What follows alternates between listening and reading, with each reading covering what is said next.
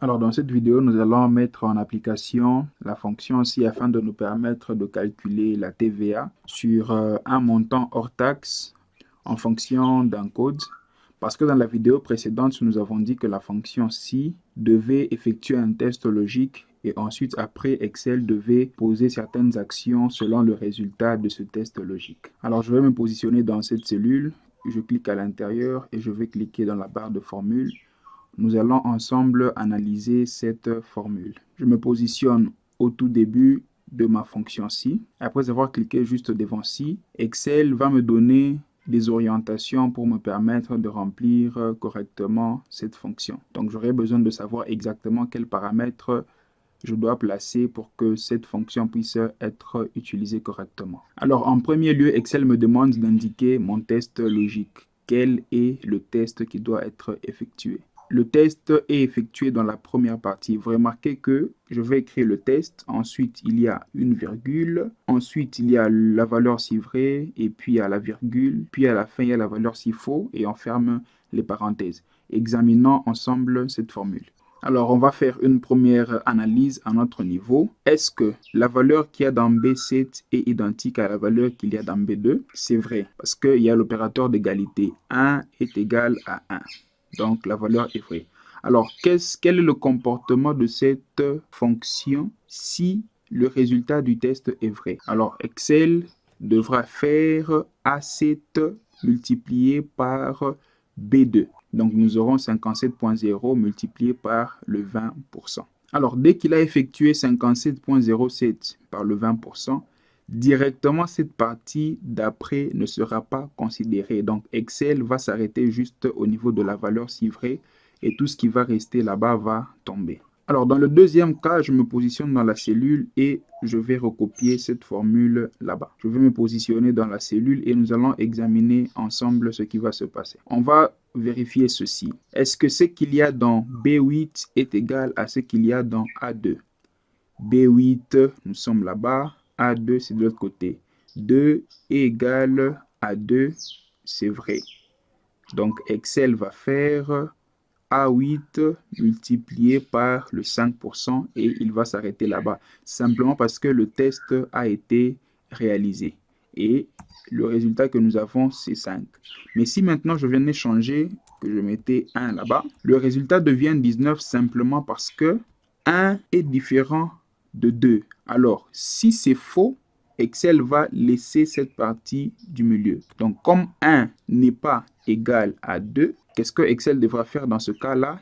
Excel va faire A8 multiplié par B3. Okay? Donc, c'est ça que nous avons indiqué à Excel. Ça veut dire, dès que tu vas réaliser ce test-là, si le test s'avère être vrai, tu fais ce calcul-là. Si le test s'avère être faux, tu effectues ce calcul-là. Alors, vous vous rappelez que dans les vidéos précédentes, nous avions parlé des types de références des cellules. Là, maintenant, nous pouvons comprendre l'importance de ces références. Je me positionne sur la première référence. Regardons ensemble. La colonne B est verrouillée, mais la ligne 8 n'est pas verrouillée. Observons la colonne B, c'est là-bas. Lorsque nous regardons sur la colonne B, on se rend compte que c'est sur cette colonne qu'il y a les différents codes que nous allons utiliser dans notre test logique. Ça veut dire qu'on autorise à Excel de se déplacer sur les différentes lignes. Lorsque nous allons copier cette formule vers le bas, les lignes peuvent changer. Voilà pourquoi est-ce que la ligne 8 n'est pas verrouillée. Donc nous pouvons aller à la ligne 9, 10, 11, 12, 13 à chaque fois que nous pouvons copier cette formule. Mais la colonne a été verrouillée. Ça veut dire que même si je me déplaçais par mégarde sur la colonne C, Excel ne va prendre en compte que les éléments de la colonne B, simplement parce que cette colonne a été verrouillée. Sur la deuxième partie, nous avons $A, $2. $A, $2, c'est là-bas. Comme nous savons que cet élément fait partie de notre test logique, on voudrait que à chaque fois, on effectue une comparaison avec ce code qu'il y a là-bas. Voilà pourquoi cette référence doit être absolue. Pour que à chaque fois que l'on fasse une comparaison, on effectue une comparaison avec l'élément qui est là-bas. Donc, on va comparer 1 et 1, 1 et 1, 1 et 2, et ainsi de suite. Donc, cette référence ne doit pas bouger. $A8. Pourquoi cela? Cherchons A8, nous sommes là. La colonne A a été verrouillée, mais la ligne 8 n'a pas été verrouillée, simplement parce que nous devons passer pour chacune des valeurs. Donc, à chaque fois que nous sommes sur une nouvelle ligne, c'est cette ligne-là qui doit être prise en compte pour effectuer des calculs. Donc, on fera par exemple ce montant fois l'un des taux selon les conditions et on va prendre à tour de rôle les différents montants multipliés par l'un des taux selon les conditions qui doivent être réalisées. Voilà pourquoi nous avons verrouillé la colonne A. Donc, nous sommes bloqués, figés sur cette colonne, mais nous pouvons passer d'une ligne à une autre. Par rapport à $B2, nous sommes là-bas. Alors, $B2, c'est dans les 20%. On voudrait que lorsque le test est vrai, que le contenu des cellules qui sont là-bas soit multiplié par ce pourcentage.